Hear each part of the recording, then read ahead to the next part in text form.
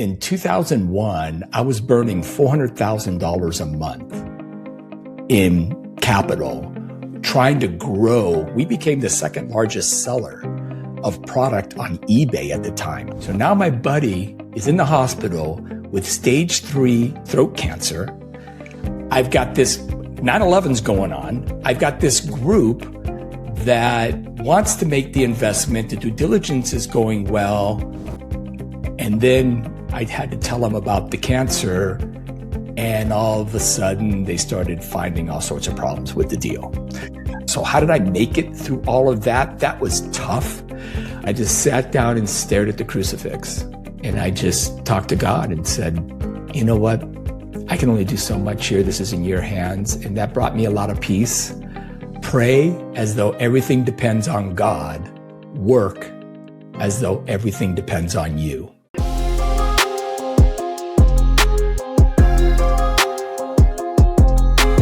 Welcome back to the Growth Under Pressure podcast, sponsored by Adapt CFO. I'm your host, Eric Josowitz.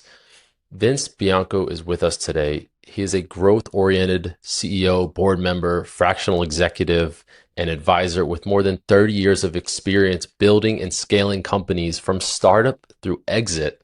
Vince, great to have you here. Oh, thanks for the invite. I'm looking forward to it. Likewise. So tell us more about your backstory, how you first got into building and leading companies. Well, first of all, I guess it all starts way back when I was a kid, right? So I've got an interesting background. I grew up in Spain and Portugal. My father was in the U.S. Air Force. My mother's from Spain. And so I spent years growing up kind of moving around, but mainly in Spain and Portugal. And so I'm one of those guys that went to high school on a DOD base and right outside of Madrid, Spain. And so when I went to college, I didn't do a college tour, right? My dad put me on a C-130 transport plane because it was free for service members.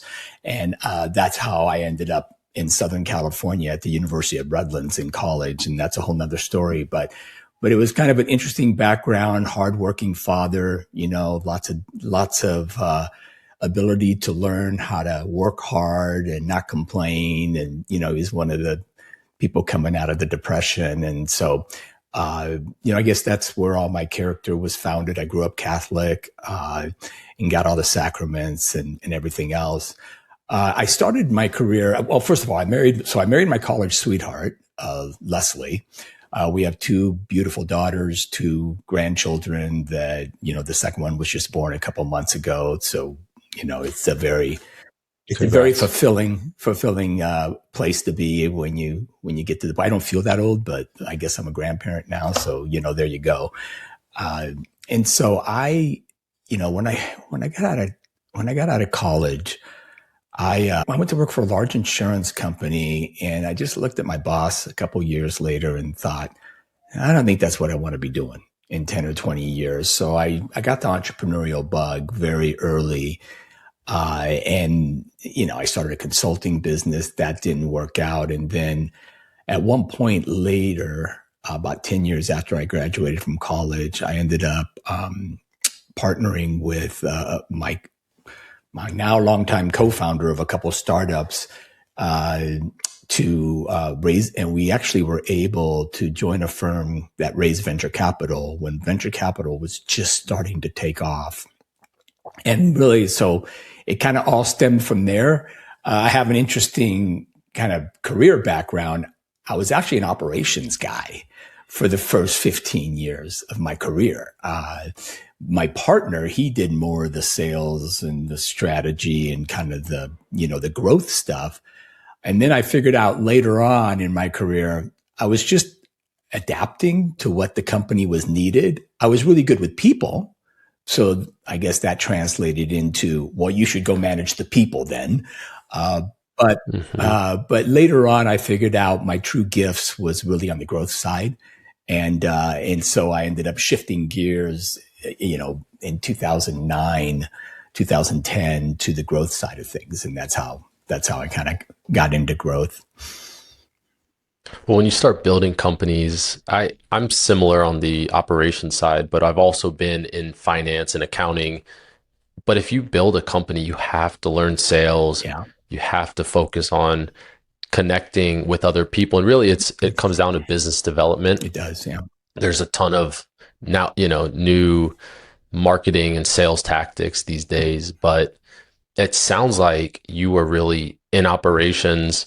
Now, what industries were you in? I know you've touched a lot of different ones. Yeah. So let's see. When we started, the company, it was called Risk Data Corporation. And what we did, and this was big data before the term was even being used. So we actually had started a medical clinic in a heavily industrial area in Carson, California, to take care of workers' comp injuries. And remember, I told you I was in insurance, so I was a workers' comp adjuster. And so my partner and I are like, yeah, boy, these clinics, they're pretty high margin. There's a real need in this area. These guys are going to emergency rooms. Why don't we start a clinic or hire a doctor to use his license? And we raised money from a local hospital who wanted more referrals, right? So we said, okay, well, if you give us the money to start this clinic, when someone needs to be referred to the hospital, you're going to get the referral, right? So that's how we ended up. A couple of 28-year-old guys raised a bunch of money from a local hospital so they could get more business. And so that was how we funded the technology company that we ended up building and selling and raising venture capital for. And that was in the insurance space. We used insurance data to model it using statistics and giving it back to the insurance company with a prediction on how much an individual claim was going to cost them in the future. And I knew as a claims adjuster, as a former one, they were just guessing. It was just guys like me right out of college guessing how much medical was going to be spent on a claim. And then they had actuaries making sure they put bulk reserves on top of stuff so the insurance company wouldn't go insolvent, right? And so we ended up, again, couple 28-year-old guys, we ended up convincing an economist at the Rand Corporation in Santa Monica, California, to take this insurance data that we got a few insurance companies to share with us and model it, and coming up with some predictive statistics. We were using simple regression analysis at the time. And so that was a tech company, information technology, it was called, in the insurance space. From there, I did a similar product, similar statistics in the retail space. So if you've ever been to a retail store and you've been asked for your ID when you went to return something, it's probably our technology, because we created the retail industry's first return authorization system that took data, return data, and modeled it and gave a message back to the store saying, Vince isn't a very good risk at giving him his money back because he's returned 3 leather jackets in 3 different stores in a 20-mile radius. Maybe you shouldn't give him his money back this time, right? So that was a similar technology in a completely different industry. The first company, Risk Data, we sold to a public company in the late 90s called HNC Software. They were then purchased by Fair Isaac, so the FICO score guys. And then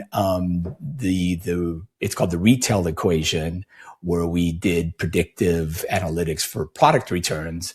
I actually left that company after 5 years. My partner kept it, and then it sold to a private equity firm. So those are 2 similar technologies, 2 completely different industries. Yeah, that's great. And now you're serving on boards and you're advising companies, doing fractional work, really on the leadership side, guiding CEOs to be successful in this high growth phase, right? Yeah. Well, after we sold the Retail Equation, I kind of fell into this fractional work. I actually really didn't know much about it. I had tried running a little startup that couldn't raise money, got a little money raised for them. That was in the medical device industry. Again, a completely different thing. That didn't work out. And about that time is when the financial crisis hit in 2009, 2010. And I just looked at myself in the mirror and thought, okay, what happened? Right? It's like I had, I had made some money off of the two startups. And there was a point where I looked at myself in the mirror and I said, if you don't screw this up, you'll never have to worry about money again. And here I am, 2009, 2010, looking at myself in the mirror and saying, what did you do? Right? Because listen, once you're an entrepreneur and you're a risk taker, you're not, at 40 years old, 39 years old, you're not going to take all the chips off the table and do nothing for 40 years, right? So, you're always betting on the come. You're always trying to build something and make something. And so that was a tough time. And I fell into this fractional work because there was a group up in Seattle called One Accord Partners. They're still around. And I ran into them down in Southern California. They were giving a presentation. I ended up joining the group, great group of guys. And they were doing fractional sales work, sales leadership work. And I thought, man, I've heard of fractional CFOs. I've heard of fractionals operations people. I've never heard of a fractional sales leader. That's interesting. So I ended up doing really well. I ended up staying with them for quite a while. I ended up leaving. It's a long story, but I ended up just putting up my own shingle and doing it myself. They were taking a lot of the cut and I wasn't getting enough in return for it. And it was actually a problem with their model, but I still am in touch with those guys. It was very amicable. Love Jeff Rogers. Shout out to him at One Accord Partners. He really changed the way I looked at sales and the way I looked at promoting myself. And it really has made a big impact. That's great. Going back to that transition during 2009, 2010, you had gone through two startups. What's the mistakes? Or I don't like to throw around regret too much, but was there any like, man, I should have put my eggs in a different basket? No, I never, I feel like our plan is our plan, that you can't listen when God puts a plan in front of you, it's your plan. It's whatever you're being called to do at the time. So I don't have any regrets. I mean, the only regret perhaps that, or advice I would have given my younger self is I probably could have saved a lot of anxious nights and a lot of nights where I didn't get a lot of sleep. And that's being able to use my faith, and trust, in God more. I've learned that you control the effort. You control how you want to do things, where you're going to go. The outcome's going to be the outcome. And that's in God's hands.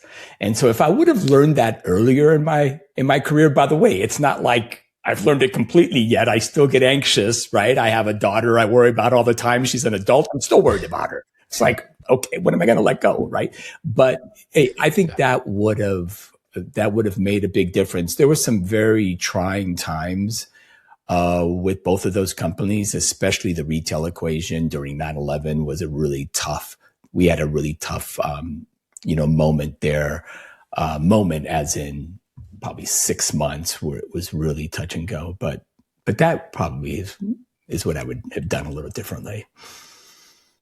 I want to come back to that 9/11 moment, but now you have grandkids to worry about, more things. Is there and we talked a little bit about faith. I'm also a God-fearing man and feel like there's only so much you can do to change your destiny, but having faith and sticking the course. Now, there's like laws of attraction, Right. there's other things. And then I don't believe that you just sit on a couch and pray all day and God's just dropping gold bars. He gave us free will, right? Yeah. Exactly. Is there a tried and true method that you've learned over the years when you do have those anxious feelings, when you're not sure what tomorrow's going to be like, or you're worried about something and you can look to God to put you in a Yeah. different light or a different direction? Well, and maybe going over the 9/11 story will probably help answer that question. I would start. I Let's would jump in. start by saying it's really helped finding other like-minded business owners and business executives to collaborate with. This is I joined a group called Legatus. It's kind of a Catholic tech, or a Catholic convene group. I don't know if you've heard of convene, but it's, Mm-mm. but I'm part of a group of 9 guys, and we get together once a month. We all have faith. We all run businesses, right? That's really, really helped, as well. But I can tell you one moment where I had to call on God was during 9/11. We had started a company that essentially processed returns for the e-commerce companies which were just sprouting up in the late 90s, and they didn't make any plans for, okay, we're going to drop ship product. Well, what happens when somebody sees it's defective or they don't want it and they return it to you? Well, they didn't have anywhere to put them. They were stacking them up in their offices, right? So we said, well, I bet we could solve that problem. So when I sold the first company, Risk Data, in the insurance industry, that predictive software, my buddy and I, my partner and I, we took about a year off. It's a couple 39-year-old guys taking a year off golfing with a bunch of 75-year-olds on a Wednesday, right? This is kind of nice. But we were really getting the itch because this thing called the internet was going, and we looked at each other and said, this is 1 in 100-year opportunity. We're not going to sit on our hands and watch this pass us by. So we decided to jump in, and we came up with this idea about handling e-commerce returns. And so we ended up going to the same venture capitalists that funded our last company. And we said, hey, we see an opportunity here. Well, they had made 17 times their money on the last company, which at the time was the second most profitable deal they had ever done. This is pre-internet valuations. And they were like, sure, yeah, great. Let's do it. And we ended up, at the time, if you remember, or maybe you're too young to remember, but at the time it was, you don't need to watch your nickels. You want to grow as fast as you can, and we'll give you the money to spend. Just grow. So in 2001, I was burning $400,000 a month in capital, trying to grow, because there were other companies claiming they could do the return thing. And we would have the returns shipped to a warehouse in Minneapolis, and then they would process it, take a picture of it. We became the second largest seller of product on eBay at the time. It was called Final Call Auction. I mean, we had this huge thing going, and we were going to be out of money the end of 2001, the end of that year. We were out raising another round. So our venture capitalists told us, hey, go get a partner and we'll invest together with them. So we were raising a $10 million round. They were going to put 5 in, but only if we could find another partner. So we did. We found another VC firm. We're talking to them, and then 9/11 happens. Okay, so now everything is sort of where it's kind of like COVID. It was real similar to COVID, where everything, the whole world just kind of stopped. Like, what's this all about? How's it going to affect the financial markets? Maybe we shouldn't be doing deals right now. Luckily, that partner, the new one, kept talking to us. But what happened 3 weeks later is my business partner found a kind of a lump on his throat. And he goes, man, I don't know what this is, but it seems like it's getting bigger. I'm like, well, go get it checked out. Well, he goes, and they're concerned. They need to do a biopsy.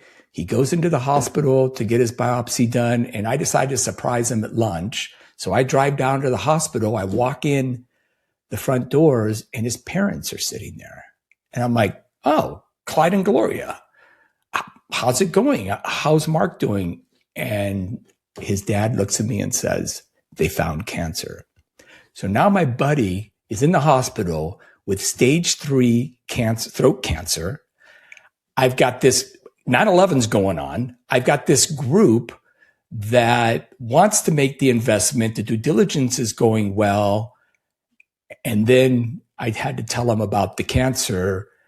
And all of a sudden, they started finding all sorts of problems with the deal. Mm-hmm. I had to call the board, right, and say, hey, listen, this is what's going on.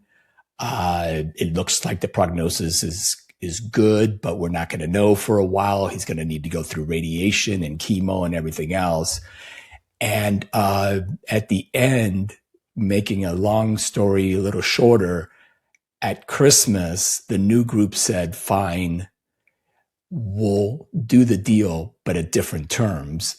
And so can you guess? They sent us a new term sheet, essentially recapitalizing the company, washing out all the current investors. Everybody's down to 2%. And, they're sort of restarting the cap table and recapitalizing. And our current investors got really upset and said, forget it. And I said, well, at this point, I had held off a bunch of payables. Amazon was our largest customer. They were sending us all their returns. Believe it or not, this is when they were first taking off. They didn't know what to do with the returns either. They were just growing like crazy. So they would send truckloads of returns to Minneapolis, to our warehouse. I was supposed to pay them for them. I just quit paying them. I'm like, you know what? I got to conserve cash. I told our landlord I wasn't going to pay him. So I had bought myself like 3 months of time into March of the following year. And so that was very stressful. The end of the story is our investors told the new investors to go do, what, and they put the money in March. And I took almost $1 million of what they gave us and paid everybody back, including the employees who gave up their salaries and everything else. So how did I make it through all of that? That was tough. There was one day at lunch, I just drove down to the nearest Catholic church and I just went in. It's obviously empty. And I just sat down and stared at the crucifix and just talked to God. I wish I had the faith I had today back then, but I had faith. We were growing, our kids were growing up in the faith. And, my wife and I had committed back to the faith. She's Catholic too. And I just talked to God and said, you know what? I can only do so much here. This is in your hands. And that brought me a lot of peace. And so my prayer life really ended up taking a turn for the better. And I started relying a lot more on prayer. Wow. What a story. And what was the end result of the company? Where'd you guys end up? So we ended up shifting gears completely. This is what, there are times when you're doing companies, especially young ones that are growing quickly, and you just think about, wait a minute, why are we doing this? What are we doing? I kind of ended up looking at myself and thought, how did I get into the junk business? I mean, returns, there was everything from beat up scooters to almost brand new, women's dresses to laptops and it was a horrible business because, laptops, for example, we would get tons of laptops. Well, those are great if you can sell them right away. But if you hold a laptop for a month, the price just plummets, right? So it was just a horrible business. So my partner, who did recover, by the way, he's doing well today. But my partner and I sat down and said, let's go back to what we know. And that is data, statistical predictive analytics. Rather than processing the return, we always had the idea that one day we were betting we could do a better job of managing the return risk for retailers. So rather, let's get out of this business. And that's what caused us to pivot, was this whole 9/11 thing. So we got rid of the salvage business, the returns handling business. We didn't touch any product anymore, but we ended up asking our retail clients to send us return data, which we then modeled using statisticians again and built into a software program to predict whether a return was being abused, whether their return privileges were being abused or fraudulent in any one return. And that's how we ended up getting back into our technology DNA, which is really what we were really good at. The company ended up making it, and I think I told you earlier, we sold it to a private equity firm, and that then sold to another private equity firm, and now there's a company in the Midwest somewhere that's got that tech, but it's still the only company of its kind. It collects more retail data than any other company in America. That's wild. So do you still have shares in that private equity company, or I ended up, well, remember, I ended up leaving the company after 5 years before it sold to the private equity firm. So when they went to sell to the private equity firm, my partner was calling me saying, hey, okay, this is how much it's going to be. It looks like this is how much you're going to get. And I begged him, I go, can I just roll some of it? I know you're going to be rolling a third. Can I roll like 10%? Like, I just didn't want to be reading in some publication or the Wall Street Journal about these guys selling and me not, participating. And the PE guys didn't know me. So they're like, no, he's going to have to get bought out completely. But my partner did really well. He did really well because he ended up going through 2 PE transactions. And so he ended up doing great.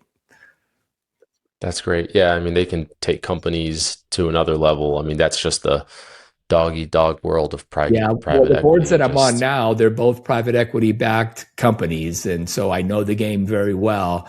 And it can be very, very lucrative for not only the limited partners, the private equity group, but for the original founders of the company.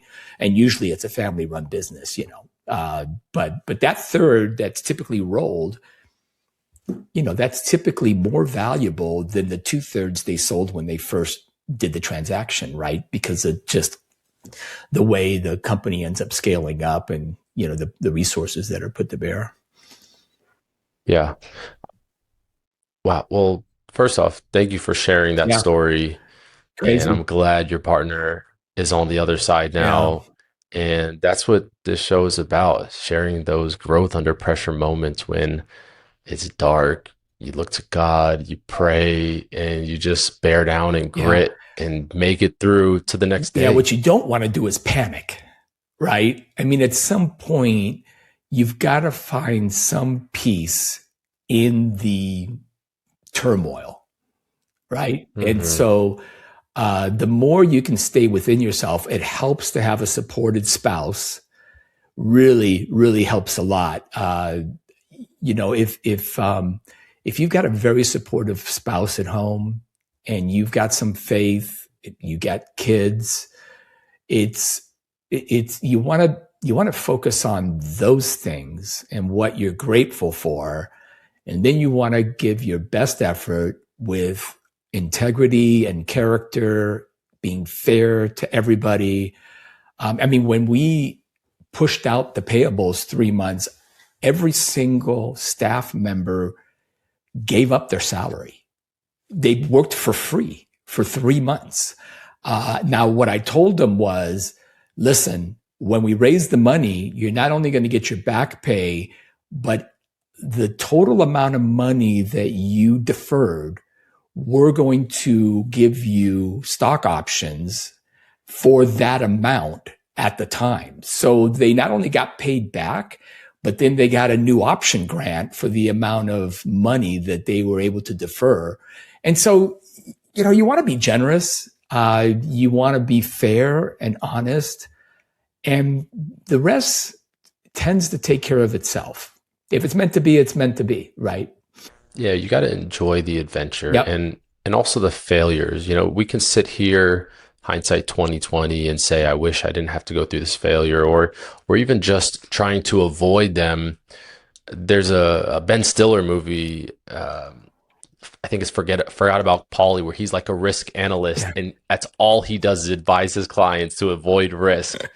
And there's no lessons in that because without the losses, it's just perfect. When that day does come, Yeah.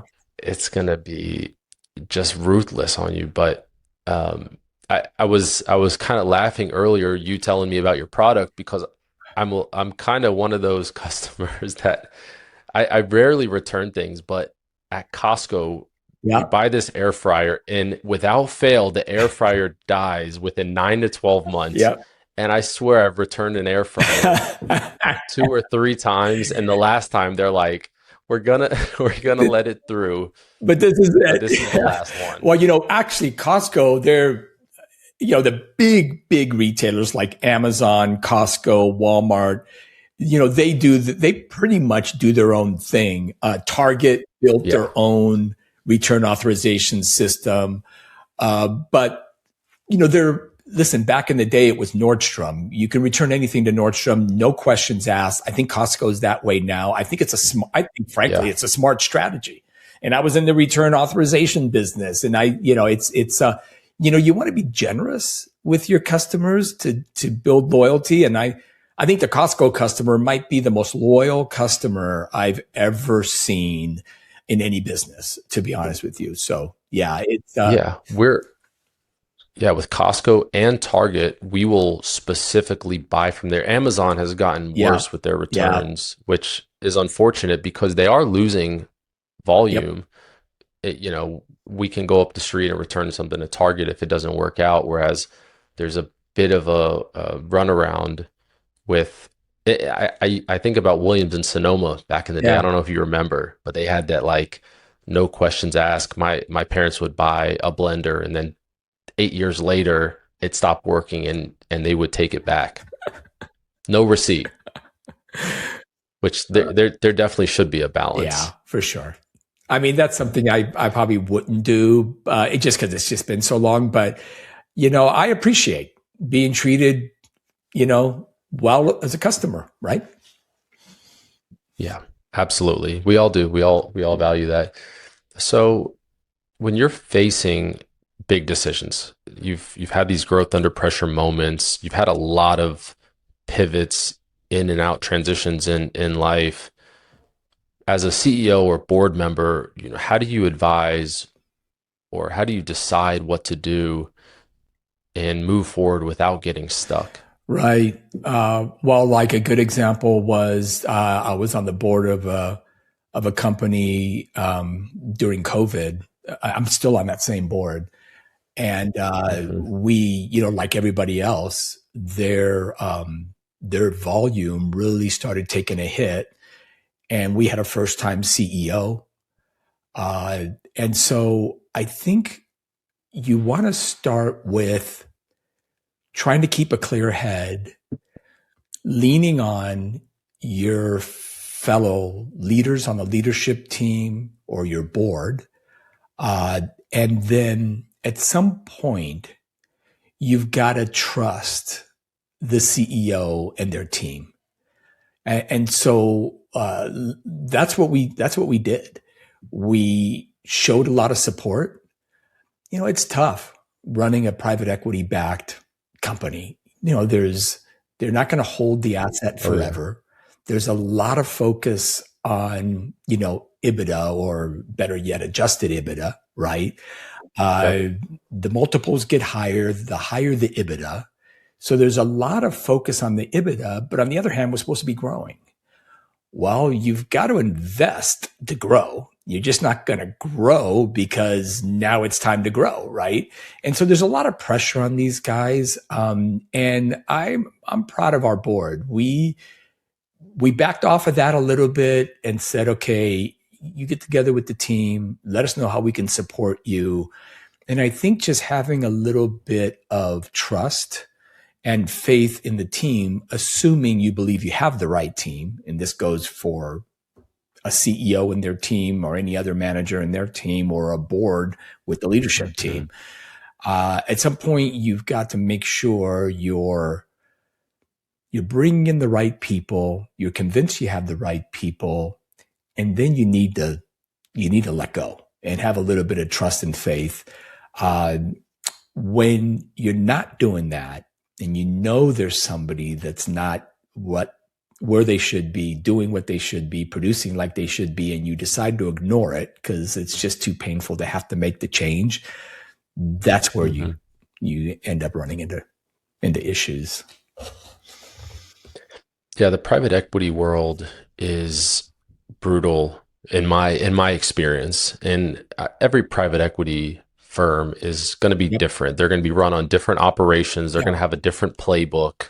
And I know the top ones, they have the handbook where they come in, they implement all of these things, create synergies, avoid additional costs, justify add backs, and I feel like everyone gets stretched thin, hyper focused on more acquisitions.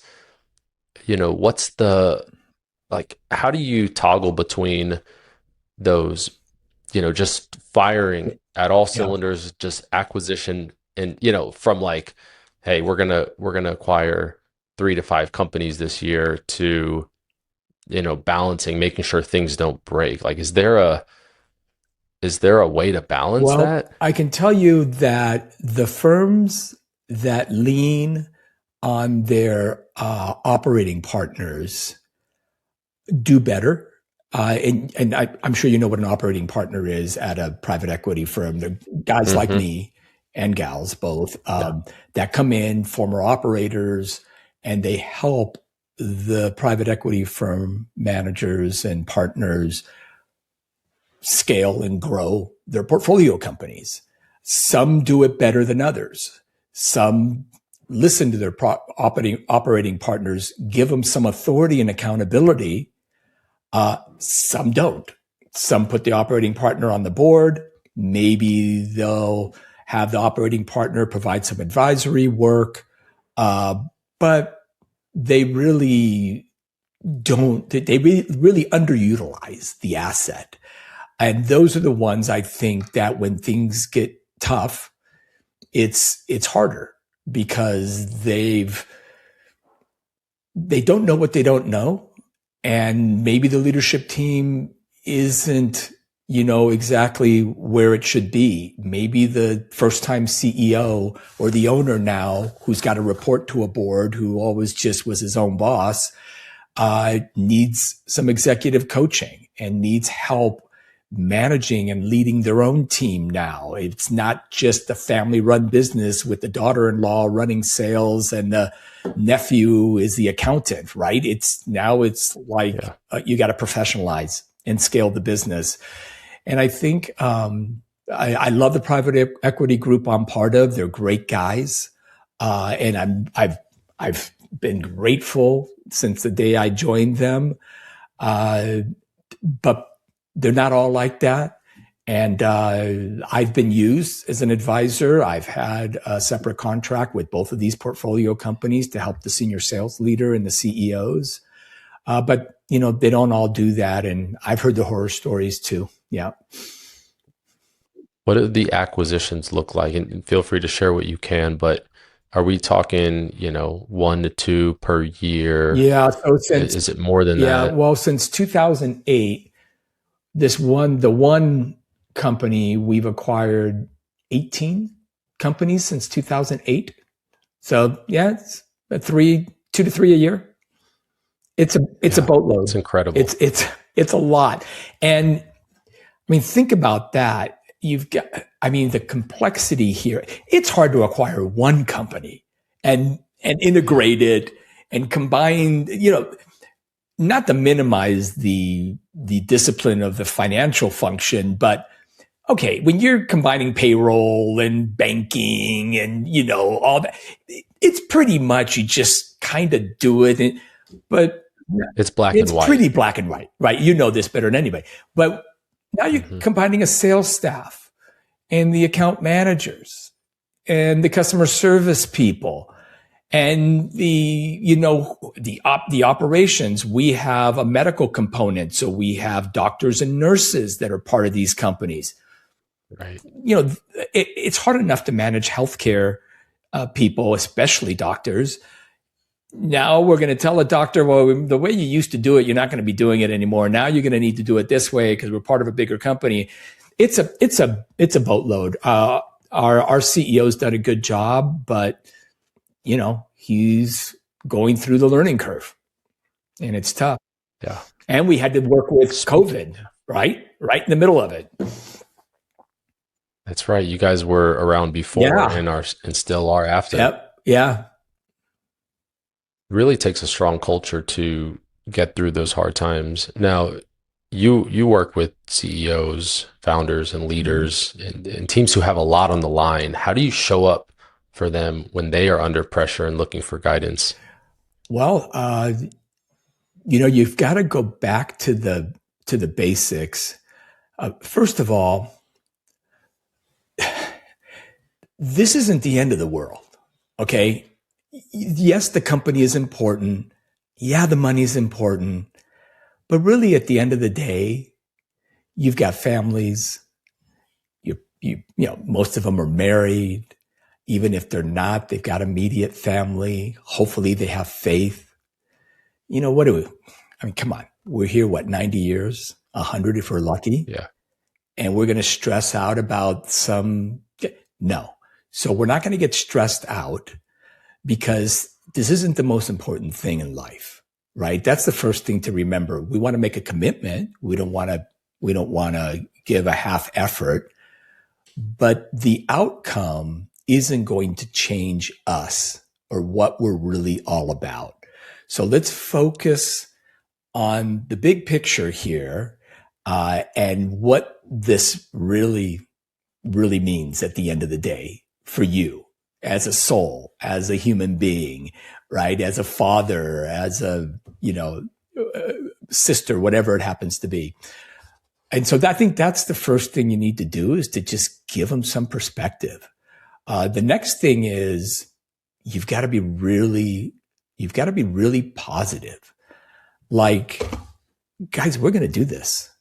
We're going to get through this. I had 30 people, nobody taking a salary, where, partner trying to get through chemo and radiation with his cancer. The one venture group, the new one's gone. They took off. The other one is like, we don't know how fast they're going to work. They've been talking with their partners, but they haven't committed yet. How do we keep everybody motivated and involved in everything else? A lot of it is, have you built any trust with the team leading up to that moment? Because you're not going to ask them to trust you when things are going bad if you didn't behave in a way that they could trust you when things were going well and when we didn't have any problems. So I think that's a big part of it. If you've been able to do that and you have a high degree of trust with your team, well, then it's just a matter of looking them in the eye and saying, guys, this isn't going to end us, right? Our lives, our spouses are still going to love us. Our kids are still going to love us, but this is what we're going to do. You build the plan together, you give them ownership in the plan, and you just, take one step in front of another. So then having a pessimistic attitude it doesn't belong in this environment. And it's safe to say that you should be ultra optimistic. I think so. Can you imagine if I would have been going into work every day going, I don't know, guys, Mark's not getting any better. And, enterprise partners they haven't gotten back to me in a week. I don't know. I don't know. Hopefully, we'll see. Yeah. I would have left. It's like, well, I guess this isn't going to work out. There's Vince who has all the information, right? And then, of course, as a board, you've got to be equally as supportive, right? With anything that's challenging. Boards are really important to keep the leadership team motivated and focused. Board meetings aren't meant to be where the CEO and the CFO comes in and it's kind of a report and they tell you stuff that, okay, you already read them in the slides 2 nights ago. You're not telling me anything I don't know already. We might have another senior manager give a report, but it's very one way. Board meetings shouldn't be like that. Board meetings should be, okay, guys, we've got a serious challenge. You saw the deck. Let me know if you have any questions about the financial. Highlight a few things from the deck that you think they want to make sure they know. But here's 3 things that on a board level, me and my team need help with.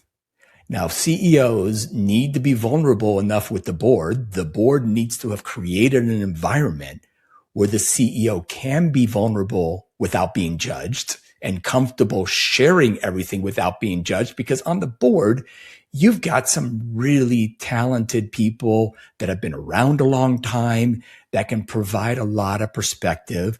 And the board, knowing of these challenges, can support you and can provide resources, talk to you between board meetings, be involved in maybe some of the solutions. And so the board plays a big role. If there's a professional board that's put together, just like at these private equity firms, instead what you see a lot is a very one-sided conversation and leadership teams not wanting to share. And that's all a reflection of, well, we haven't created a safe environment for them. Yeah, it seems like there's a lot of pressure when it's time for that quarterly board meeting. We gotta get the numbers fast. We need the story. Of course, you need the story, you need a report. Yeah.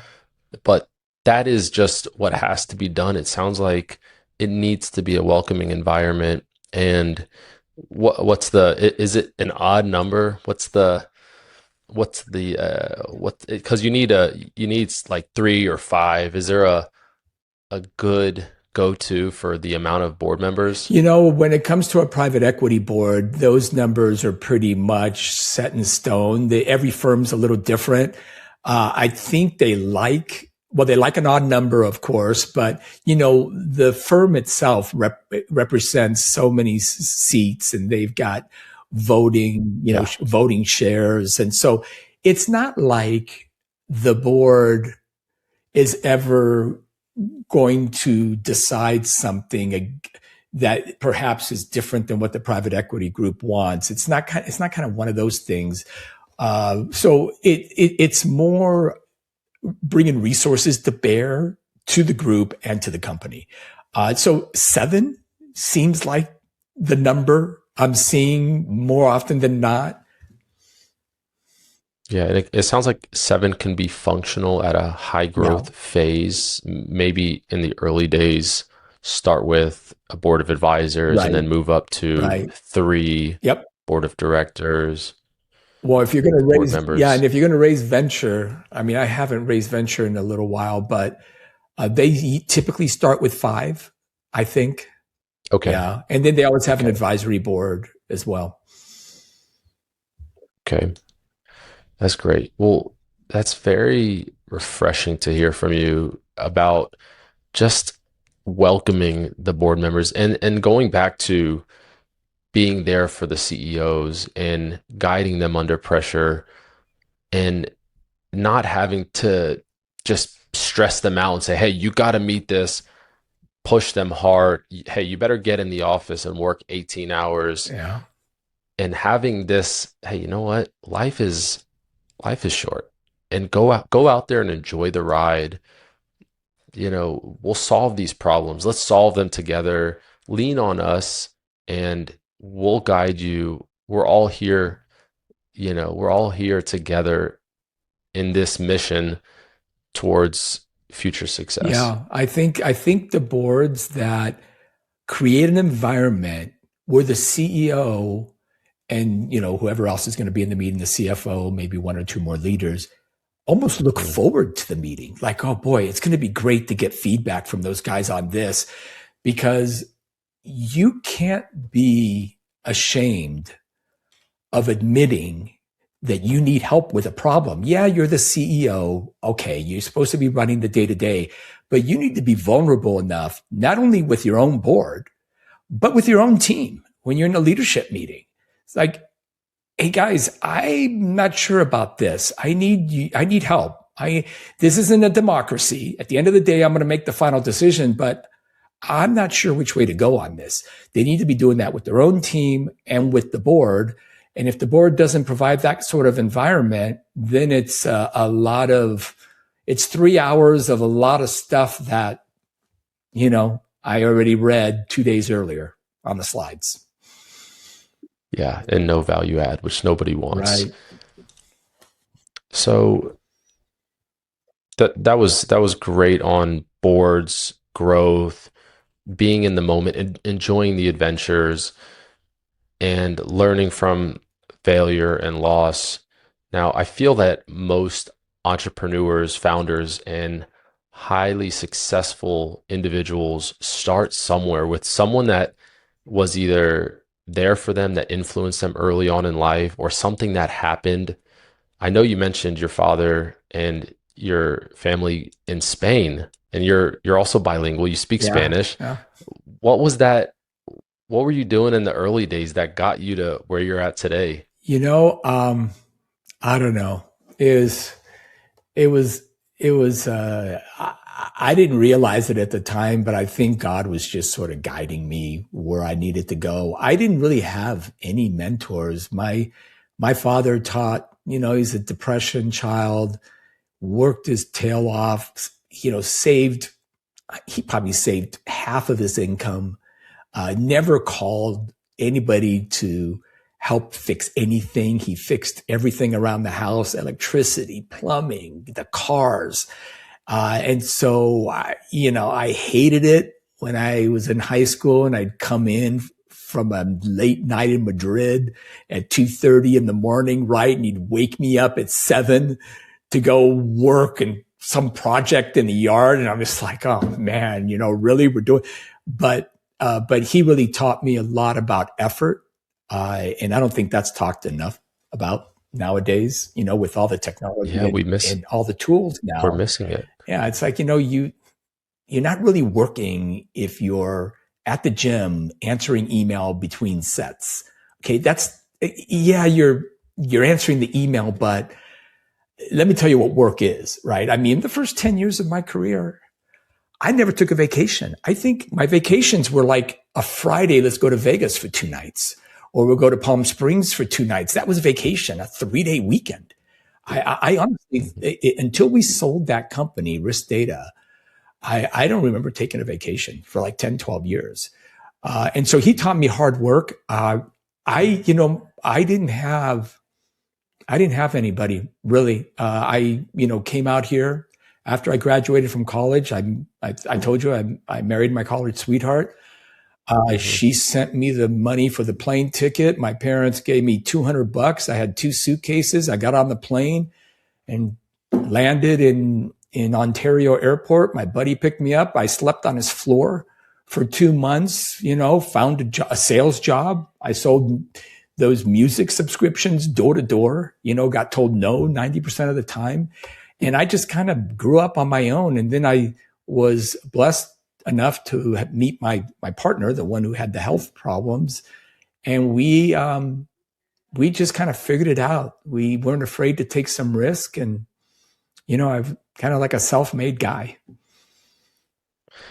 Yeah, but it's the influence you got from your father to be disciplined. It's like Yeah, it's not something you recognize, but that is a character trait that a lot of us don't get these days. And maybe, I'm a millennial. I may be the last of that generation where, my father taught me first in, last out, yeah, shave your beard, which, yeah, I know he's not proud of me right now, but, dress, put a suit and a tie on yeah, for your interviews.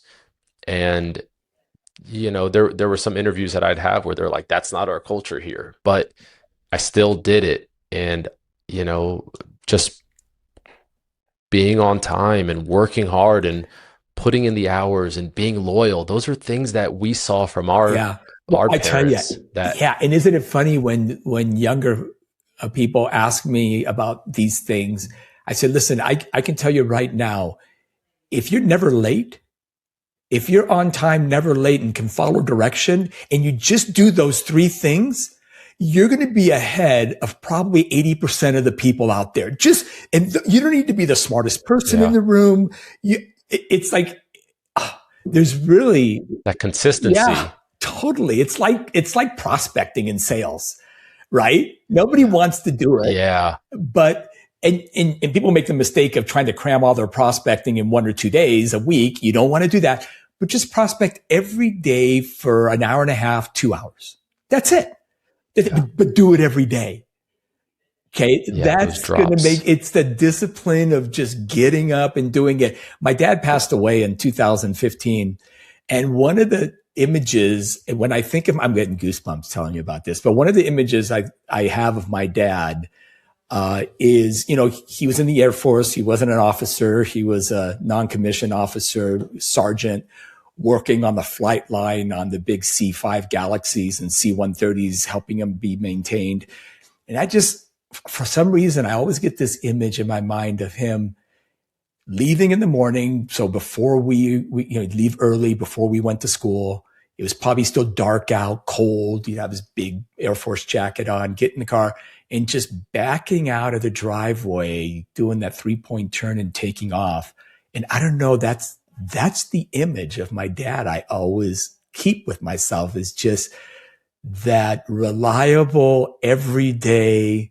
They knew he was going to be there and they could always count on him. Yeah. Yeah, that's something we need to keep with us, is that Yeah. that loyalty. Well, I'm sorry to hear about your father. He sounds like an awesome He guy was a and great someone guy. that can really influence. Yeah. Um, and I love to see that you're also passing down his values to more generations. This was really good, and the knowledge that you've brought is just invaluable. But before we go, I got All three right. questions, rapid fire questions for All right. you. Let's start with the first one. What is one single metric you check every week without fail? Gosh, I knew you were going to ask me that. And, uh, It if could I'm be running, personal, it can be if I'm business. running, well, if I'm running a business, pipeline growth. Okay. Oh, that's a good People one. don't, and the word growth is the key word there, right? So there's the pipeline, but if you've always got 15 or $20 million in the pipeline and you've always got the same number of dollars at the 90% stage, well, you're not really growing, right? Is the pipeline growing? So I always check pipeline growth, and the sales leader, they really get bothered by this, but it's like, well, how am I going to? No, yeah, you can measure pipeline growth. It's like anything else, right? And so Yeah. pipeline growth, and I'll just stick to running a business. The other thing that's really key when I go into a business on a fractional level or on the board of a new company, I always ask, how long does it take to close the books every month? That tells you a lot about a business. If they say, oh, we can 4 or 5 business days, we've closed out the month. You can take a look at the last month's numbers. If they say, oh, it's usually a good 4 to 5 weeks. Okay, so now we're trying to close January and you're giving me the books the first week of March for January? Well, that's ancient history. And so I look at that metric more and I don't even, by the way, and I'll tell the CFO, if you have to estimate, you have to estimate, but I need something. It doesn't have to be, listen, you can tell me, oh, we don't really know about these 1099s. Well, we don't, fine, then estimate it, but I need something. And so I think the amount of time to close the books at the end of the month, which I'm sure you're laughing because this is right up your alley here, is pretty important. But those are probably the two most important things for me. Obviously, everything on the dashboard is important. But if you're running a startup and you're burning a lot of cash would be a nice one to keep focused on. Yeah, cash is the number one that we've heard, and I have not heard pipeline growth, and I love it because, trying to fill the funnel, and you close all these deals, and then you look back and you're like, where are all the leads? Right, and is it growing? Okay, we hired 3 new salespeople, so our $20 million average pipeline for the past year, we got 3 new people. Okay, that should be growing, right? Why aren't we growing the pipeline? So that can tell you a lot. Yeah, it's big on the marketing side, lead flow, right? Making sure that funnel is being filled up. But yes, we guarantee. So I know this is supposed to be rapid fire. That's fine. A small plug, Adapt CFO, we close the books in less than 10 business days for all of our clients. I love it. It's a guarantee. Love it. And we do close in less than 5 business days for our big private equity client because that's a requirement. And the CFO told me that in other companies he's worked for, they've closed in less than 3 business days. I've seen that. Not less than 3, -3 the other way. Wow. Because they did become experts at estimating. Like everything was an estimation. Absolutely. And you know what? And it's fine because it's probably 98% correct. And you can make your decisions. It's really important. I won't give you the name of the company, but I sit on another board, not the one we've been talking about. And just today, we got January's numbers. Wow. Oh, January's number. I thought you were going to say February. It's a bit late. It's a little late. I'd rather get him in, anyway. Yeah. You can't really do much with it. So it's ancient history now, right? We're in February. Yeah. Okay, 2 more. What is one book, podcast, or talk you recommend to leaders who are dealing with pressure? I would say the Hallow app has completely changed the way I handle pressure. I don't know if you've heard of this app. Hallow, Hallow, like Hallow be thy name. It's a Hallow app. It's a prayer app. It hit, by the way, last week, it was the #1 downloaded app in Apple's App Store, beating out ChatGPT for most downloads. A prayer app, a Catholic prayer app. By the way, you don't have to be Catholic to download it. It's fantastic. Okay, good. But it's the Hallow app has completely.